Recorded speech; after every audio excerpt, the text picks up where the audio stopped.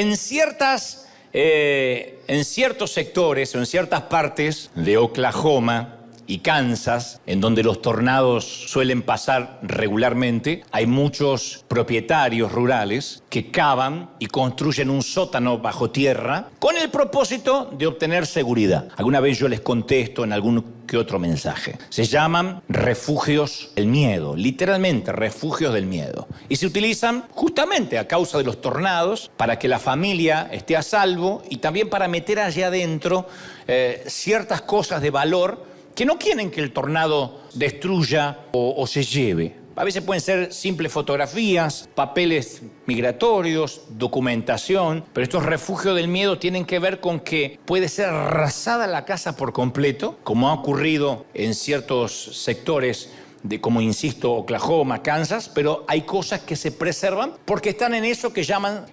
búnker, un lugar blindado o refugio del miedo. Mi abuela Ana, la alemana, nunca vivió en Oklahoma, mucho menos en Kansas, y dudo que haya conocido un tornado alguna vez, pero tenía su propio refugio del miedo. La casa de mi abuela, que está, para los que ven desde Argentina, estaba situada en un sitio llamado Florencio Varela, parecía estar pausada, detenida en el tiempo. Y cuando íbamos a verla, nadie en esa casa que estaba detenida en el tiempo podía ir y abrir un arcón, literalmente un baúl, que eso como se ven en las películas de piratas, literalmente tenía un baúl en su habitación que nadie podía abrir y que estaba con candados. Y nosotros que éramos los nietos preguntábamos qué había y ella decía, no, eso jamás se abre, porque ahí hay cosas de muchísimo valor. Primero que no había tornados donde ella vivía, pero por alguna razón los tenía guardado ahí las cosas que tenían cierto valor o emocional. Pensábamos que serían cosas relativamente viejas, como son nuestras abuelas, que a veces guardan cosas que tienen que ver más con lo emocional, con lo afectivo, que con lo monetario, ¿no? Que no se puede cuantificar.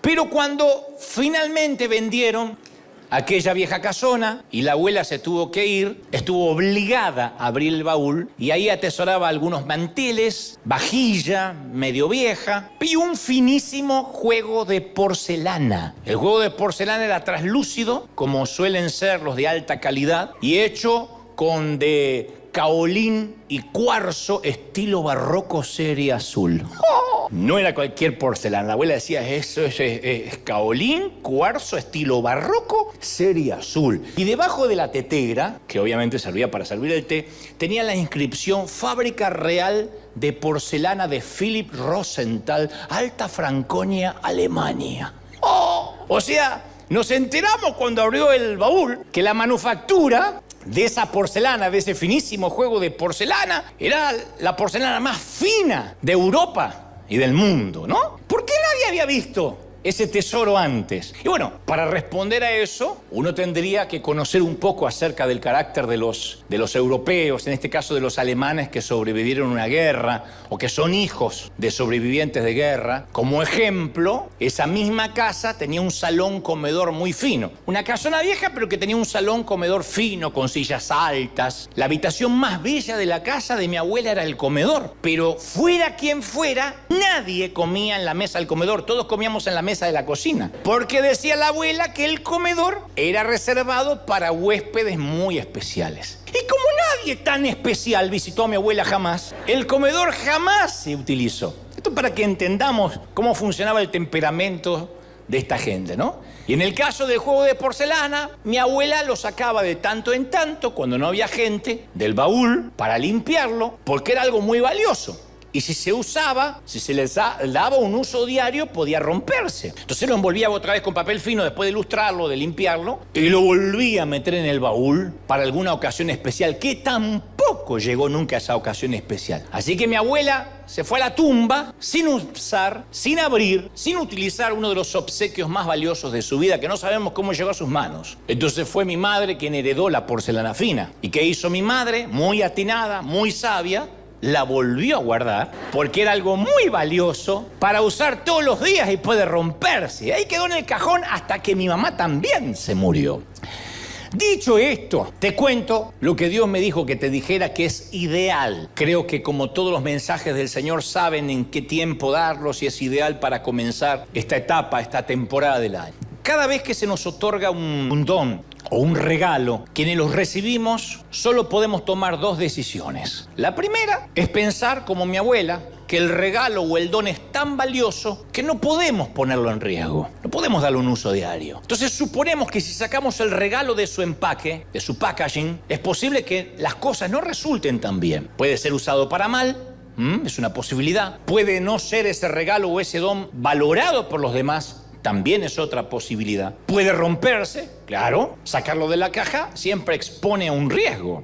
La segunda decisión es pensar que el regalo o el don es tan valioso que justamente por eso debe exponerse al riesgo. Justamente porque es valioso. Me dieron algo muy valioso y lo tengo que usar. Dicho sea de paso, a alguien Dios le está hablando que dijo, ay, qué ropa tan fina, no me la voy a poner nunca. Hay que usarla, pero se ensucia, se lava. Pero se rompe, se reemplaza o no. Pero lo peor que nos puede pasar es que si no sacamos algo del empaque, nunca es utilizado. Y dejarlo dentro del envoltorio frustra el deseo de quien te lo regaló. Quien te da un don, quien te da un regalo y ve que no lo sacas del envoltorio, no estás honrando al que te lo dio. No estás diciendo, uy, qué caro, no, esto no lo voy a usar nunca porque es muy caro. Gracias, pero no lo voy a usar nunca. No lo estás honrando. Te va a decir, yo te lo estoy dando para que lo uses. No, es que es muy caro. Esto se estilaba mucho nuestros padres. Mamá, ¿cuándo te vas a poner ese vestido? Ay, no, ese vestido es para, qué sé yo, una ocasión especial. ¿Y cuándo la reina de Inglaterra te va a invitar, mamá? Nunca. ¿Hay en tu calendario una alfombra roja de los Grammy, de los Oscar? No, entonces usalo con la tía Pancracia,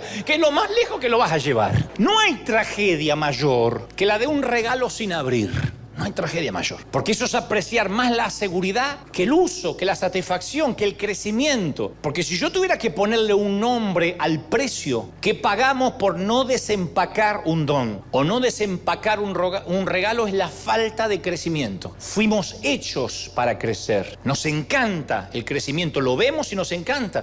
Cultivamos jardines, nos encanta en cierto momento del año ver los árboles vestirse de verde, de colores, si hay frutos o tiene hojas que son coloridas, valoramos las reservas psicológicas, nos gusta ver crecer a los recién nacidos, a los niños. Ese bebé ayer apenas podía llorar y balbucear, hoy se une a la fila de los que pueden hablar. ¿Y qué hacemos los padres? Nos emocionamos. ¡Habla! En algunos años vamos a lamentar que hable y no se calle un poco. Pero hoy presenciamos el milagro del crecimiento. El templo en algún momento está semivacío, aquí, en otras partes del mundo. ¿Y cómo nos conformamos los pastores? Diciendo, está viniendo un grupo lindo. ¿Y cuánta gente hay? Y un grupo lindo. Cuando un pastor te dice un grupo lindo, es porque está semivacío. Yo siempre me pregunto cómo es un grupo feo. Un grupo lindo, ¿eh? Pero como ya estamos con un grupo lindo. Y claro, uno ve la silla, los asientos vacíos, se frustra. Y después llega el crecimiento, donde la gente tiene que venir temprano para conseguir estacionamiento, temprano para conseguir un buen lugar donde sentarse, hacer fila, tomar frío, mojarse si llueve. Ustedes dicen, bueno, pero eso es una complicación. Sí, pero bendita complicación del crecimiento. Ayer nuestro hijo adolescente era un peatón. Hoy tiene su licencia de conducir y ya dejó de ser un peatón. Ahora es un peligro para el resto de la sociedad. Bendito y complicado crecimiento. Tiene que crecer. Y a su vez hay pocas cosas más tristes que el estancamiento, que el no crecer. Observemos al hombre que pasa sus días feriados o sus noches enteras, aunque sean días laborales, viendo horas y horas y horas de Netflix, de Amazon, de HBO, de lo que sea que vea. O fútbol o deportes. ¿Está mal? No, no está mal. Lo que digo es, observemos que alguna vez este hombre estuvo emocionado con brillantes planes, con grandes anhelos de dejar una huella de su paso por la vida y en algún momento su fuego se extinguió y prefirió establecerse en la comodidad y hoy trabaja para pagar gastos, ni siquiera para pagar sueños, hoy trabaja para pagar gastos y sacrificó sus sueños por un sillón reclinable y una pantalla plana. Eso es todo lo que le queda en la vida. Es la personificación del potencial que nunca se explotó. No está viviendo la vida, por lo menos la vida que se supone que debería estar viviendo. Y como digo siempre, no morirá viviendo, sino que vive muriendo todos los días. Vive muriendo. Esa es la tragedia de un don o de un regalo que nunca se abre. Es como si viviéramos la mitad de nuestra vida esperando a que la vida comience, pensando que la vida está más adelante. Y la vida es esto que nos pasa de este lado del sol. La vida es lo que nos pasa mientras miramos maratones de tele, mientras que bailamos en TikTok, mientras que fisgoneamos los Instagram de vidas ajenas que no nos interesan. Esa es la vida. La vida se va pasando entre lo que hacemos en las redes, entre lo que hacemos de lunes a sábado, de lunes a domingo, y mientras la vida se nos va pasando. Y Jesús, para que sirviera de alerta todo, de despertador, en un momento como este del año, nos trae a memoria aquella historia que relató acerca de un ejecutivo y sus 3 empleados. Es una de las pocas veces que Jesús usa una metáfora de negocios, una metáfora empresarial. No está hablando aquí de semillas, ni de hombres de campo, ni de pescadores. Habla de un magnate, de un hombre que invierte en la bolsa, que seguramente tiene sus yates, sus casas de fin de semana, sus inversiones en bienes raíces. La historia aparece en Mateo 5:14 y relata cómo a cada uno de estos 3 empleados Él les da una generosa oportunidad que no se suele dar ni en la actualidad. En aquellos días no había empresas o compañías como hoy. Entonces la riqueza se concentraba en unas pocas cuantas familias. Y esta historia trata de una de esas familias adineradas. Y el patrón, jefe de esa familia, reúne a 3 de sus empleados. Por alguna curiosa razón los elige, supongo que tiene cientos más, y le encarga a esos 3 empleados sus bienes. El patrón le da al primero 5 talentos, 2 talentos al segundo y 1 al tercero. Un talento era la manera de cuantificar el dinero equivalente a 15 años de salarios. 15 años. Este hombre no le está dando un bono de Navidad. Les está compartiendo su fortuna, un porcentaje de su fortuna. 15 años de salario. En ese tiempo la gente vivía al día. Por lo tanto, acumular un año completo de salario era ser un tipo afortunado. Imagínate, 15 años significaba resolver tu vida para siempre en términos financieros. Así que las cifras que habla aquí el Señor en esta historia son siderales, asombrosas. Este magnate era Jeff Bezos, Bill Gates, Mark Zuckerberg. Era multi, ultra, hiper, macro, extra, archi, mega millonario. Les encarga su fortuna y se va. Y es la ocasión para que todos ellos practiquen la iniciativa. Te dan todo este dinero, hay que hacerlo trabajar. No es que viera que me compro, ¿qué me compro? Un Tesla. No, ahora, ¿qué vas a hacer con ese dinero? Es gestionar tus habilidades en el mercado, en la bolsa de valores, elevar potencialmente tu posición a mayor responsabilidad. Cuando se te da un dinero así, no es que ¿y ahora qué me puedo comprar? No, eso es para los que por año vivieron al día. Cuando tienes 15 años de salario, tienes que pensar, ¿en qué invierto esto? Porque en 15 años se termina, o menos. Si según cómo vaya gastando, se me puede terminar en un año. Le ha pasado a grandes boxeadores, a jugadores de fútbol que ganaron una fortuna de la noche a la mañana, y ni hablar de los que ganaron la lotería, que les llegó el gordo de Navidad, no hablo del marido, sino de la lotería, y como no estaban listos, no estaban preparados para una gran pesca, dilapidaron a falta de asesores, a falta de gente que les ayuda a gestionar la fortuna, lo perdieron todo. Entonces lo más probable es que hubiera incluso en esta historia un implícito arreglo para compartir las ganancias con el jefe. Es un acto de generosidad y confianza sin precedentes. Es una de las historias más asombrosas que Jesús jamás haya contado, porque es una oportunidad vocacional, organizacional, financiera única. Convengamos, hasta este momento los empleados solo seguían órdenes. Sus vidas eran rutinarias, predecibles, seguras, sin autoridad, pocos recursos, responsabilidad limitada. Hay gente que le gusta así, ser un no pienso. Yo hago para lo que me dice mi descripción de trabajo, no pienso. Entonces uno a veces tiene empleados que son no pienso, que le dice tu trabajo es hacer esto y se ponen a hacer eso. Hay un incendio y no viste que se incendia, no me pagan para eso. No piensa. Después está el que piensa, el que continuamente está gestionando. Creo que estos 3 tipos posiblemente eran gentes que no pensaban demasiado. De repente a los 3 les llega la misma oportunidad. Cambiar sus destinos para siempre. Tal vez el primer empleado dijo algo como lo siguiente. Llegó a su casa y le dijo a su esposa gorda, nunca estuve vieja, nunca estuvimos en una posición para planificar nada, para correr riesgo. La mujer le dice, sí, yo corro riesgo estirando el salario todos los meses. No, pero me refiero a riesgo financiero. Nunca pudimos tomar la iniciativa. Está bien que no sufrimos hambre, pero vos sabés que yo siempre quería algo más. Vos sabés que yo tengo hormigas en el cuerpo, en el corazón. ¿Qué creen que vaya a decir? En el corazón, en el cuerpo, tengo hormigas. Y el jefe hizo algo que nunca pensé que iba a hacer. Te despidió. ¡No! Me llamó a su oficina, me hizo un guiño desde su escritorio y me encargó una parte de lo que le pertenece, de la fortuna. Yo esperaba que fuera una cámara oculta, pero no, me pareció increíble que tuviera tanta fe en mí. Esta oportunidad es tremenda. Esto nada más pasa en las películas, gorda, en las películas. Y el primer empleado se percata que está recibiendo la delicada porcelana de caolín y cuarzo, estilo barroco, serie azul, con la inscripción Fábrica Real de Porcelana de Philip Rosenthal, Alta Franconia, Alemania. Él sabe lo que tiene. Acaban de sacarlo del arcón y se lo están dando. Y este empleado se da cuenta de que sería una locura permitir que cualquier cosa interfiriera con esta oportunidad. Porque hay oportunidades para las cuales no hay que orar. Eres soltero y te manda un texto David Beckham, que está soltero también. O Brad Pitt para invitarte a salir. ¿Te vas a poner a orar? ¿De verdad? Aunque se parezca a Brad Pitt, aceptas. Un argentino te ofrece cambiar ese vino barato con el que brindaste por un Malbec mendocino. ¿Vas a orar? Y el empleado se abalanza sobre la oportunidad antes que el patrón reconsidere o cambie de opinión. Pero el tercer empleado no hizo eso. Recibió el más grande de todos los dones y fue y lo enterró en el campo. Enterró la plata en el campo como si fuera un narco. Espero que ninguno haya hecho eso. ¿Quién mete semejante fortuna bajo un colchón? ¿Por qué alguien haría algo así? ¿Qué hace que alguien deseche la oportunidad de su vida? Esto nos lleva a la segunda verdad acerca del jefe, del amo. Que este empleado olvida un hecho muy importante en su vida, que el Señor del don regresará. Siempre regresa. Siempre. El día ese siempre llega. El Señor de la iglesia algún día llega, querido pastor. El Señor de tu don un día viene a reclamar por el don. Siempre. Después de mucho tiempo, dice la historia, volvió el Señor de aquellos siervos y arregló cuentas con ellos. Y a mí me sorprende lo fácil que olvidamos esto. Porque hay muchísima gente que tiene reticencia al riesgo y le echa la culpa a circunstancias externas. Dice, bueno, yo desarrollaría mis dones, pero si no tuviera un jefe, si no tuviera un pastor que te pone el pie encima, siempre me están sofocando la iniciativa. Yo buscaría otro trabajo, pero ahora tengo que pagar gastos, no tengo tiempo de soñar.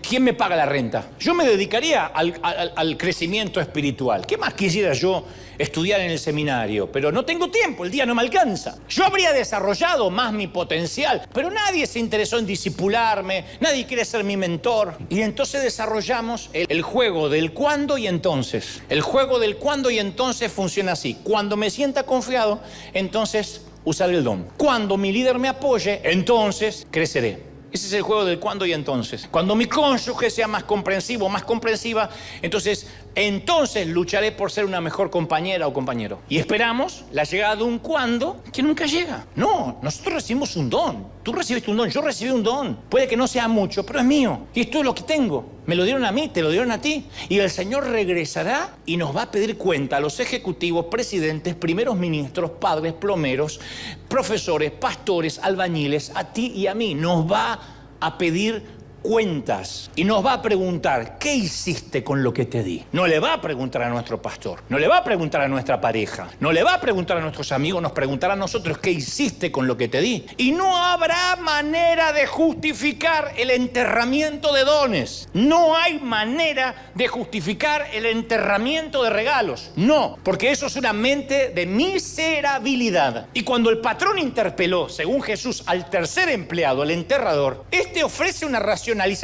de su pasividad ridícula, grotesca. Dice, bueno, yo lo enterré porque sé que usted es un hombre muy duro, que cosecha donde no sembró y recoge donde no esparció. Te está echando la culpa al que le dio la fortuna. Cara dura. Así que tuve miedo y escondí el dinero en la tierra. Le está diciendo, usted es un tipo usurero que recoge de donde no da. Le estaba dando una fortuna sin que él se lo pidiera y lo está acusando. El tipo quería una promesa de que nada iba a salir mal, no una orden para hacer lo correcto. Entonces el miedo hace que la gente sepulte el tesoro que Dios les da, que sepulte los dones. El miedo hace que uno desobedezca el llamado del jefe, del patrón. El miedo jamás estuvo ni estará en la lista de los 7 pecados capitales. Nunca escucharán que en la iglesia se disciplina a alguien por tener miedo. Y entonces, ¿por qué Dios manda a los seres humanos que dejen de temer con tanta frecuencia? Pienso que Dios dice, no temas, en repetidas veces, porque el temor es la razón por la cual evitamos obedecer lo que Él nos pide, miedo. Por eso necesitamos escuchar esa orden todo el tiempo.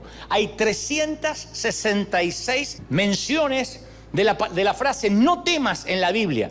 Uno para cada día del año y se aseguró de poner uno más por el año bisiesto. Para cuando febrero tenga 29, hay 366 no temas. Un hombre está a la mitad de su vida, siente que tiene que cambiar el rumbo laboral, ministerial, hacer algo grande para Dios, pero ¿qué lo detiene? Miedo. Hay gente de 40 años con miedo y te dice, no, yo ya tengo 40. Te hablan como si fueran de 98. Una mujer se siente atrapada en un matrimonio abusivo, pero el miedo le impide buscar ayuda y le impide reconocer la realidad. Un muchacho se siente presionado para seguir una carrera que no quiere, pero sus padres lo presionan. Le dice, tenés que estudiar como tu hermano o tenés que seguir la carrera que yo no pude terminar. Y el miedo hace que evite hablarlo y siga una carrera que no quiere. Los padres se van a morir antes que él y él va a quedar con una carrera que no le gusta por miedo a enfrentar al viejo. Y decir, no me gusta, yo no nací para esto. Es tu sueño, no el mío. Una mujer joven termina comprometida con un hombre que no ama. Esta historia la vi en tantas partes. Dice, pero ¿cómo termina comprometida con alguien que no ama? Sí, porque todo el mundo espera que se casen. Ya están hechas las tarjetas de invitación. ¿Qué va a decir la tía? Y se casa, ¿de verdad?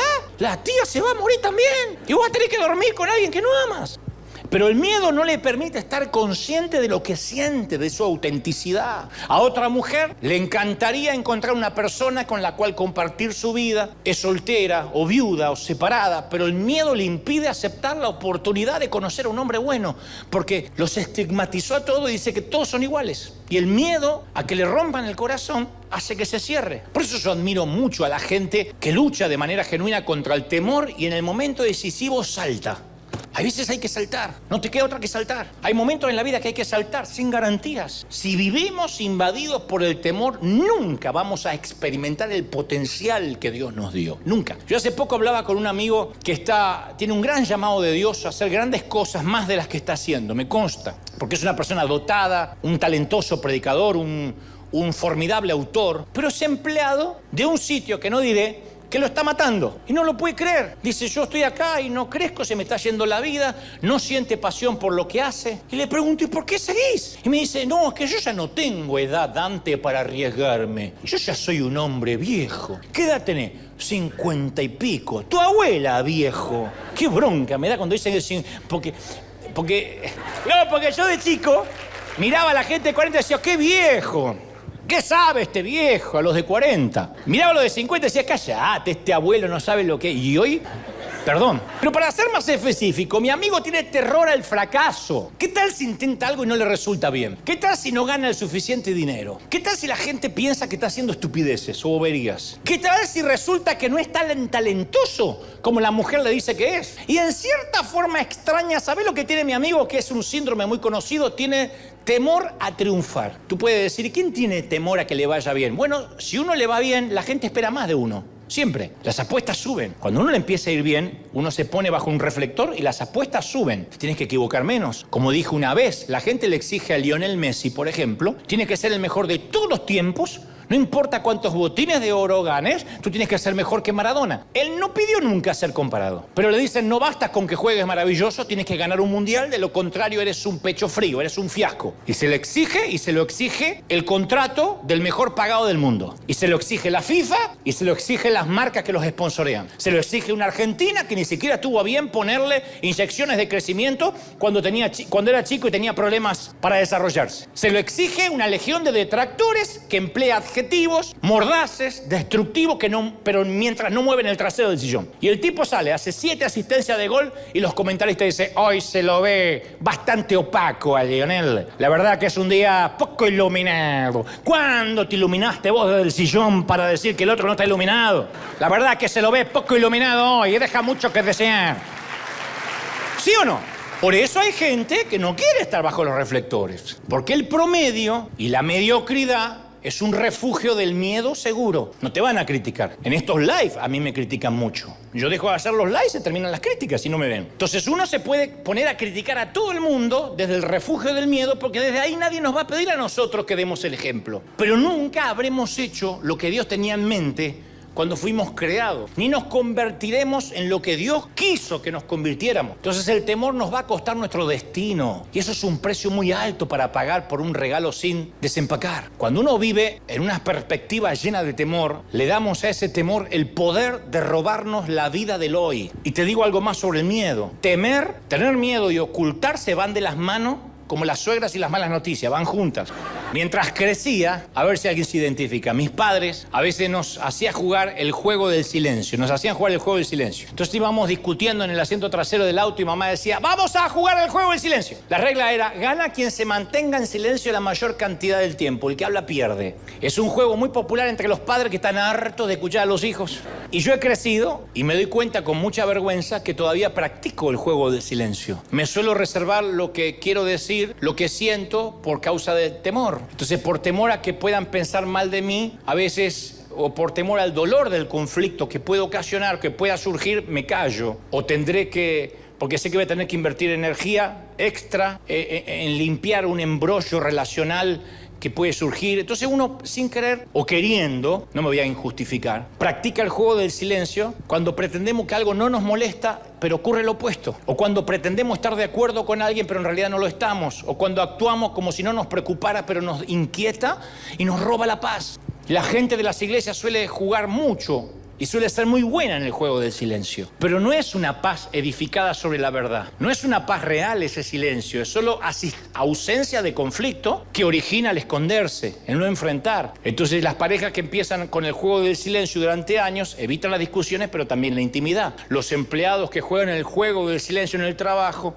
evitan los problemas, pero nunca mueven el barco, nunca provocan olas, se van llenando de resentimiento y un día salen por la ventana sin recomendación, mal del trabajo, de tanto que acumularon. Hay cristianos que practican el juego del silencio con vecinos, con amigos, que no asisten a la iglesia, evitan el rechazo, el mal momento embarazoso de una situación, de que te digan que no me salgas con la religión, pero se pierden el compartir con audacia y ofrecerle vida espiritual a gente alejada de Dios. Entonces me pregunto, ¿con quién durante el año que se fue practicaste el juego del silencio? ¿Con tu jefe? ¿Con tu cónyuge? ¿Con tus propios hijos? No le quiero hablar más porque se va a ir de casa. ¿Con un pariente que siempre busca imponer su opinión? ¿Con un empleado de carácter difícil que ya tenías que haberlo despedido hace tiempo, pero por evitar el conflicto ahí lo tienes generando un mal clima en tu oficina, en tu compañía? ¿Con una figura de autoridad que te resulta intimidante, que no puedes hablar? Entonces el miedo nos susurra que no vamos a poder lograrlo. El miedo nos susurra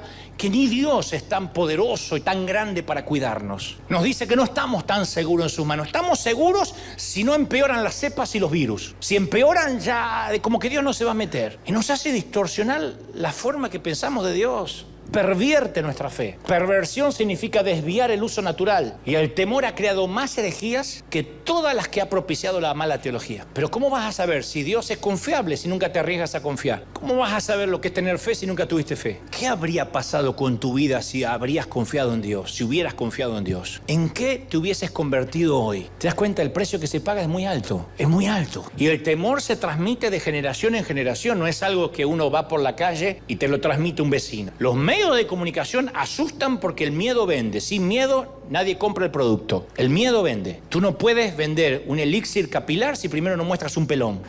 Tú no puedes vender un remedio o un medicamento para adelgazar si primero no muestras a alguien gordito. Tú no puedes vender ni promover la solución si primero no presentas el problema. Y a veces los medios de comunicación tienen 90% de miedo, de problema, de patología y casi no hay terapia. Entonces el miedo se va metiendo en los medios de comunicación y te dice que esto va para peor y nosotros compramos eso. Y aprendimos el miedo de nuestras propias familias, porque este miedo no lo traspasan las cadenas de televisión. ¿Qué te decía mamita cuando salías de tu casa para la escuela? Hagan memoria los que la tuvieron. ¿Quién tuvo una mamá que le dijo, arriesgate, hijo, hoy? Hazte hombre, madura con algunos golpes, te quiero ver regresar con golpes. No sé, trata de iniciar alguna pelea durante el recreo, eso te hará fuerte y resiliente, hijo. Y cuando cruces la calle, mira de un solo lado, eso es adrenalina, hijo. ¿El consejo maternal cuál es? Ay, mi niño, ten cuidado, te me puede lastimar. Niño, ay, es tan tremendo, me da el corazón en la boca hasta que vuelve. El marido dice, tiene 34. Sí, pero es mi niño. No juegues con esa rama, que le puede sacar un ojo a alguien. En toda tu existencia, ¿conociste a alguien que haya perdido el ojo por jugar con una rama? Fuimos creados para tener miedo. No comas melón y te metas en la piscina porque se te puede morir. La gente que se murió por meter... ¿Conociste a alguien que por comer melón y bañarse se murió? No cruces los ojos que te agarra un viento y quedas así de visco. ¿Conociste a alguien que cruzó los ojos? Le vino un viento y se quedó visco. El temor viene de nuestras cunas. Y no es la única cosa que se contagia, porque la fe también se contagia. Cuando en una familia hay un invernadero de fe, todos tus hijos aprenden a tener fe. Te empiezan a imitar. ¿Qué hacía el viejo en esta ocasión? Tenía fe. ¿Qué hacía la vieja? No bajaba los brazos. La estupidez y la fe son cepas altamente contagiosas. Y la estupidez y la fe no tienen límites. La estupidez no tiene techo, la fe tampoco. ¿De qué vas a contagiar a los tuyos? Y nos topamos con una sorpresa en nuestra historia, la historia de Jesús. Cuando el siervo dice que el temor al patrón lo inhibió, el patrón no se defiende, no lo contradice. Le dice, yo sabía que usted es un hombre duro, que cosecha donde no sembró y recoge donde no esparció. Tuve miedo y lo escondí. Así se excusó el tipo. Y el jefe no le dice, ay, me malinterpretaste. ¿Cómo va a pensar eso de mí? Bueno, vamos a dejar pasar por alto esta calumnia respecto a mi carácter. No, lo que le responde es, bueno, si realmente eso es lo que pensabas, si considera que yo soy malo, al menos hubieses hecho algo, mínimo. Habrías invertido el dinero y recibido intereses. Jesús está apuntando que esta excusa es una cortina de humo, no una razón seria que justifica su accionar. Este hombre solo está tratando de evadir la multa de tránsito con el oficial. No vi el stop. Pero no va a ocurrir porque el jefe es el señor de las cuentas claras y no puede ser evadido, no puede ser evadido.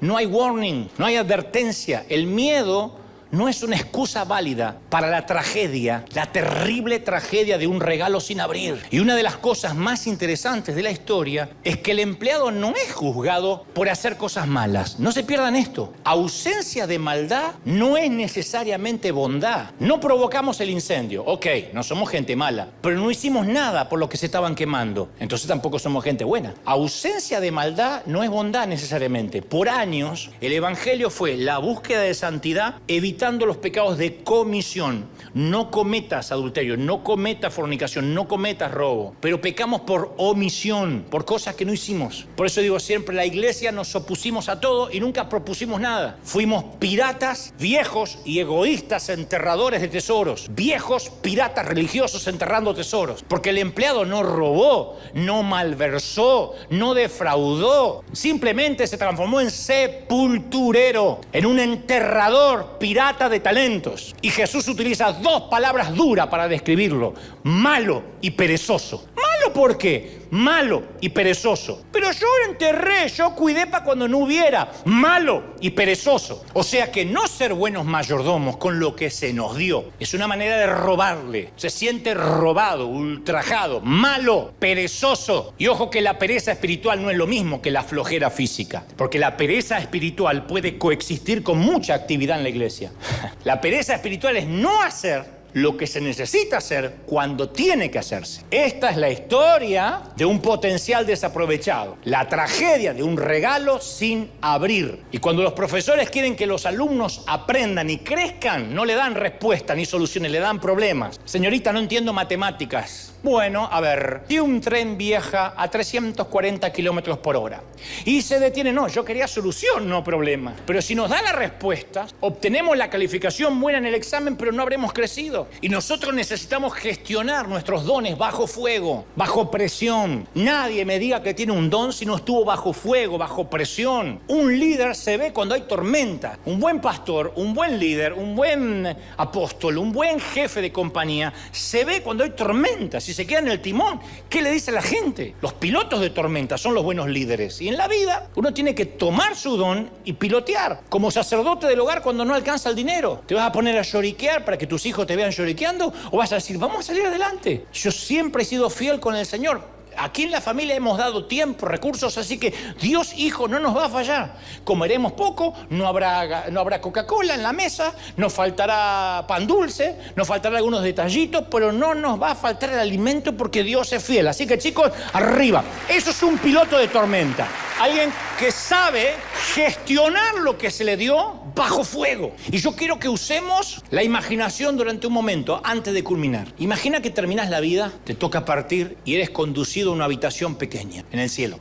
Hay dos sillas en la habitación, una para ti y una para Dios. Y Dios coloca un video titulado Lo que pudo haber sido. Imagina todo lo que Dios pudo haber hecho contigo si se lo permitías. Imagina todo lo que podías haber hecho con tus recursos financieros si hubieses confiado en la generosidad de Dios en vez de enterrar tu dinero bajo el colchón, en vez de ahorrar esos miserables dólares que no te pudiste llevar? Y ahí ves lo que habrías hecho con tus talentos si hubieses confiado en Dios, lo suficiente para correr ese riesgo que no corriste. ¿Ves lo que habrías hecho con tu carácter si te hubieses atrevido a confesar tu pecado y buscar el crecimiento? Por eso yo quiero que mi vida se parezca más cada día a lo que Dios quiso que fuera, porque esta es mi única oportunidad, no tengo dos vidas. Y quiero separar lo más posible, achicar lo más posible la brecha entre lo que Dios quería que yo fuera en el vientre de mi mamá cuando ya me eligió a lo que soy ahora. Y yo sé que mientras que viva no es demasiado tarde, porque yo cuento con un capital maravilloso que es el día de hoy. Y no le puedo pedir a Dios garantías, solo le pido órdenes, porque cuando Dios ordena, capacita. Entonces tengo que confiar en Él. Y hay una última verdad acerca del jefe de esta historia. El Señor del don, el Señor de los regalos, el Señor de las cuentas claras es también el Señor de la recompensa. Tiene cosas maravillosas reservadas para aquellos que administran su tesoro con sabiduría.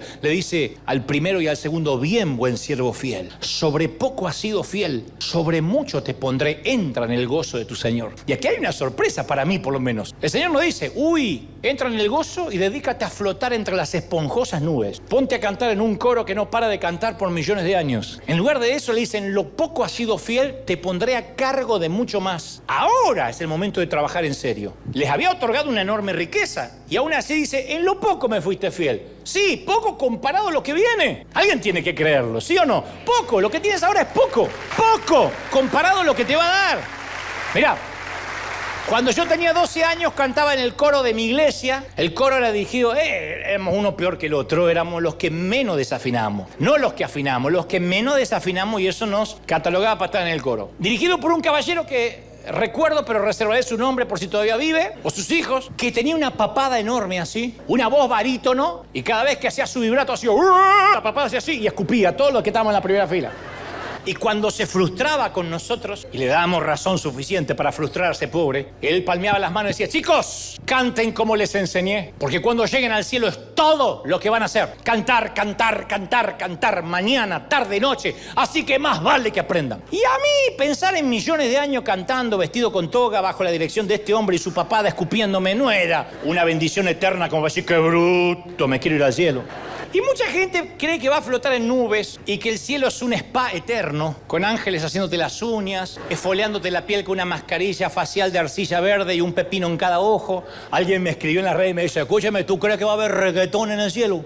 Porque su razonamiento era más o menos así: el cielo es el lugar que me va a hacer feliz. Necesito el reggaetón para ser feliz. Por lo tanto, tiene que haber reggaetón en el cielo. Y le expliqué que la Biblia dice que allá no habrá llanto, ni dolor, ni rechinar de dientes, por lo tanto no habrá reggaetón.